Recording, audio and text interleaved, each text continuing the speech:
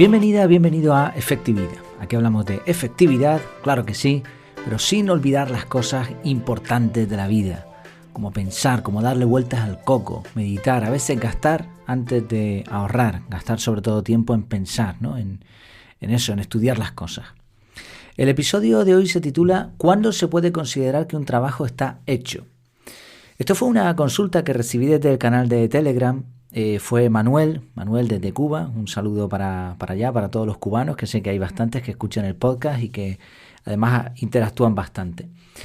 Manuel, decía, relativo a este tema de editar el trabajo, esto viene por otro episodio que seguramente igual recuerdas, si no te animo a que le eches un vistazo, en donde hablábamos de editar solo las fotos buenas, que fue una conclusión que me enseñó además mi hija. Manuel decía, relativo a este tema de editar el trabajo, para mejorarlo, quería preguntar cómo lo hacen o cómo creen que puede ser la forma más efectiva de hacerlo. Sé que la perfección no existe y ya hace un tiempo que lo que intento es que lo que hago cumpla con determinados estándares de calidad, porque si no nunca termino. Pero ¿tiene alguna técnica o algo así? Por ejemplo, tiene, tiene usted, ¿no? Me imagino, tienen en general. Por ejemplo, imaginemos un documento, cuando lo terminan, ¿cuántas repasadas le dan? 1, 2... ¿Cómo definir que algo ya está suficientemente bien? No sé si se ha tocado el tema en el podcast, pero podría ser interesante. Un saludo fuerte desde Cuba.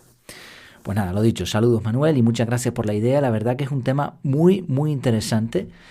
Sobre todo porque si una vez que nos asignan un trabajo o nosotros decidimos realizar un trabajo, una tarea, un proyecto, gastamos más tiempo del necesario, esa cantidad de tiempo, aparte que el tiempo ahora mismo es valiosísimo, la cantidad de tiempo que podemos perder ahí es enorme, porque no hay fin.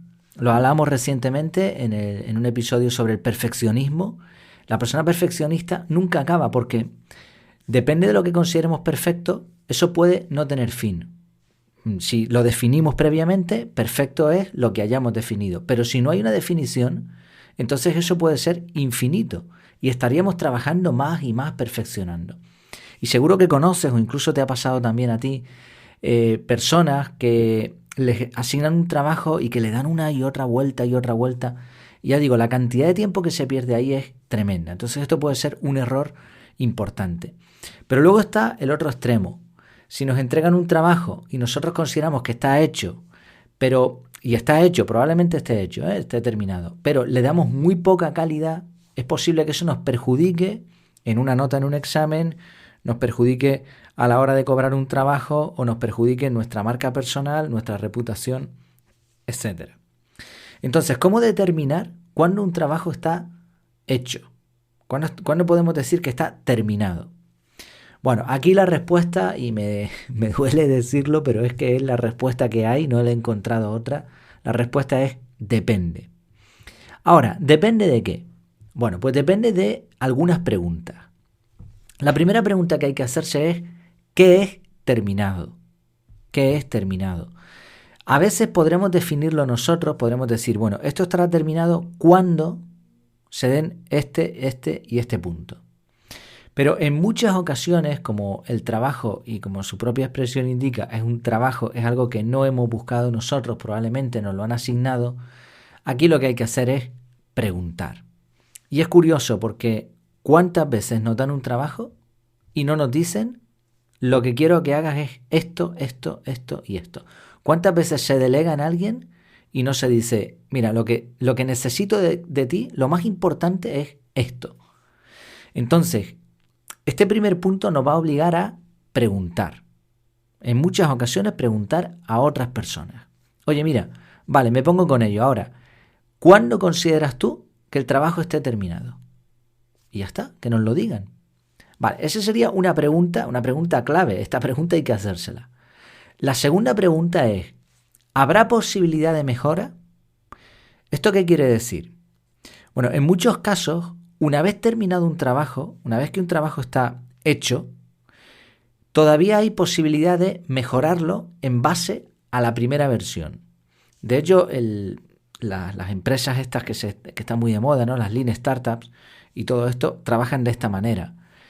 Muchas empresas trabajan de esta manera. O sea, se hace un primer boceto, un esquema, y ahora se decide por dónde se va a seguir trabajando.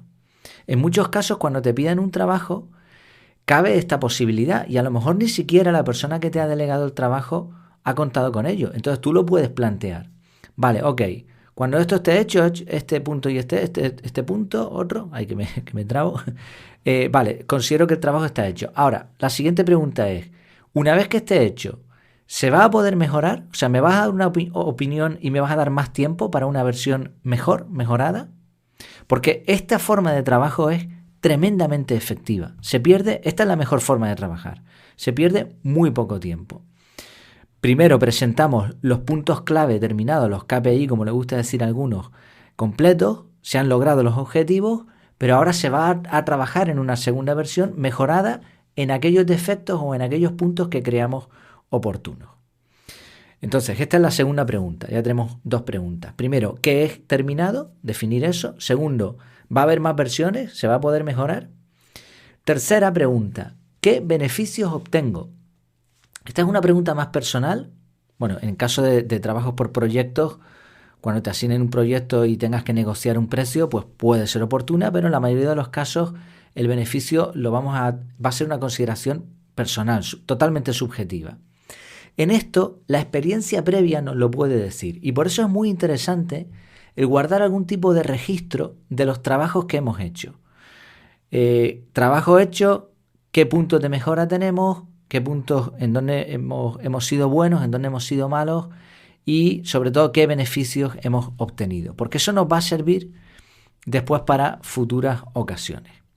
Bueno, entonces, ¿qué beneficios obtengo? ¿Por qué esta pregunta? Oye, porque dependiendo de los beneficios me voy a esforzar más o menos. Entonces vamos a variar un poco las dos respuestas que hayamos obtenido antes. Imaginemos que nos dicen, bueno, yo considero que el trabajo va a estar terminado cuando logres esto, esto y esto. Pero nos van a ofrecer una porquería a cambio. Bueno, pues a lo mejor entonces nosotros rebajamos esas expectativas y podemos decir incluso, mira, ok, vale, pero por lo que me estás pidiendo, yo necesito una recompensa mayor, ¿no? Entonces, esta es la tercera pregunta. Ya tenemos tres. ¿Qué es terminado? Definirlo. ¿Habrá posibilidad de mejora de segundas versiones? Si es así, pues mejor, ¿no? Ya tendremos oportunidad de mejorar otros puntos. Y tercero, ¿qué beneficios obtengo? Pero la pregunta clave de todas, y es la que casi nadie se hace, es ¿cuánto tiempo dispongo para este proyecto? ¿Cuánto tiempo dispongo para este trabajo? Fíjate que en la pregunta de Manuel, él decía, sé que la perfección no existe y ya hace un tiempo que lo que intento es que lo que hago cumpla con determinados estándares de calidad, porque si no, nunca termino.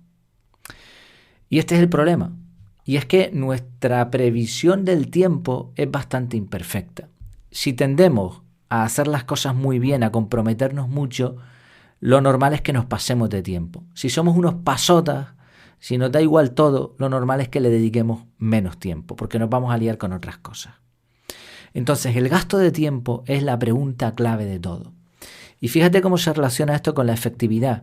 Efectividad es igual o es la mezcla entre eficiencia, gasto de recursos, y eficacia, lograr objetivos.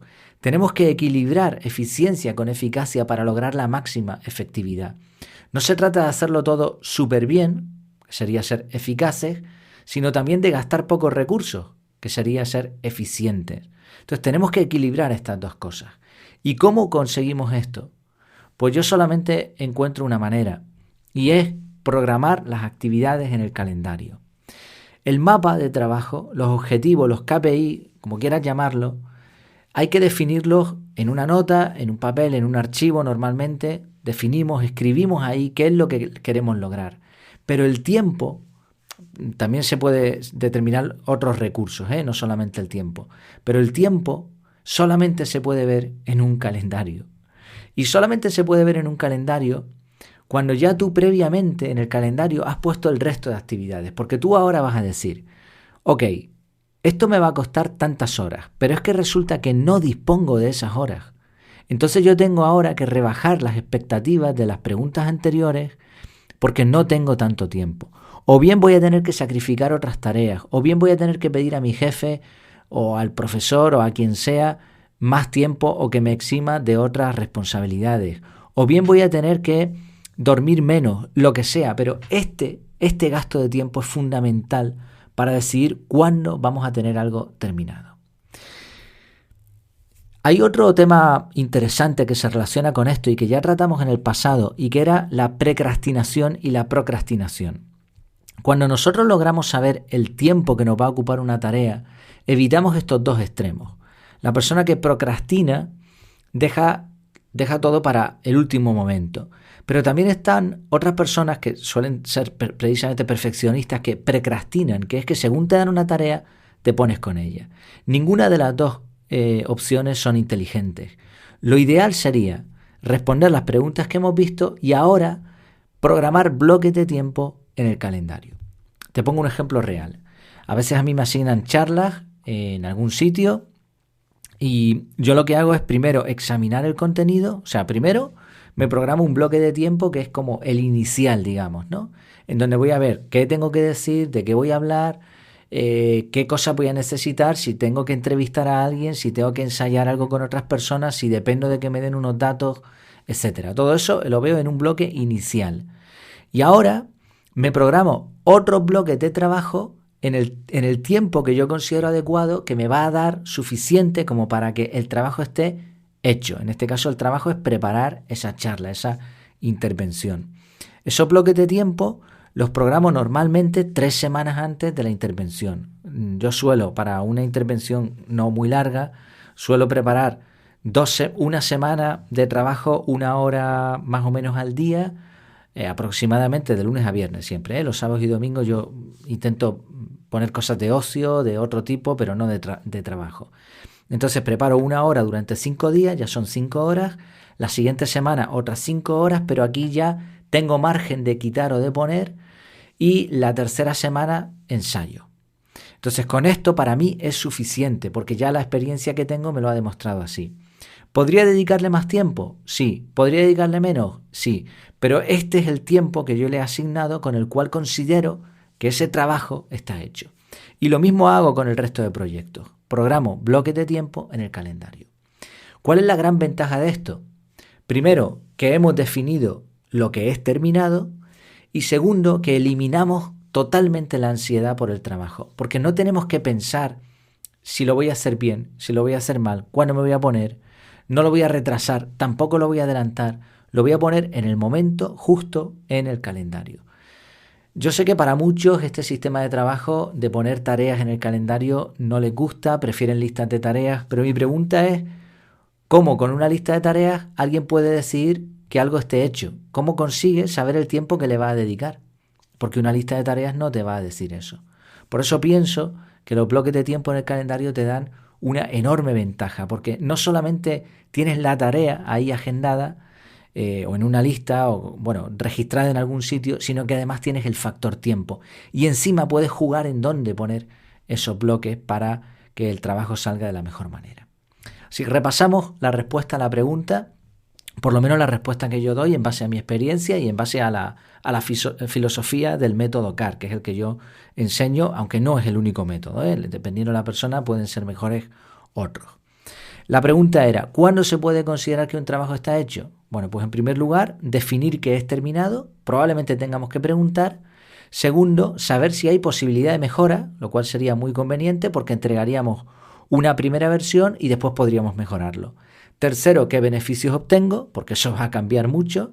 Y cuarto, ¿cuánto tiempo me va a consumir y cómo voy a poner esos bloques de tiempo en el calendario? Que también nos va a decir si necesitamos tener algunas otras cosas en cuenta. Todo esto nos va a permitir determinar perfectamente cuándo un trabajo está hecho. Y además, sin volvernos locos, sin estrés, sin ansiedad. Eso sí, aquí hay un paréntesis.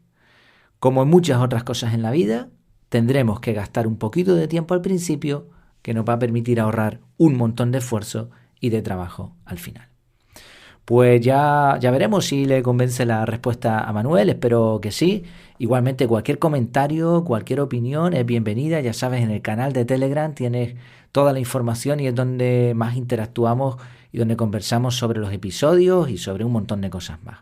Y por cierto, también en las notas del episodio, en el podcast o bien en el canal de Telegram, tienes un descuento por si quieres ver el curso del método CAR y también 5 lecciones gratis, para que le puedas echar un vistazo. Pues muchas gracias por tu tiempo, por tu atención y hasta la próxima.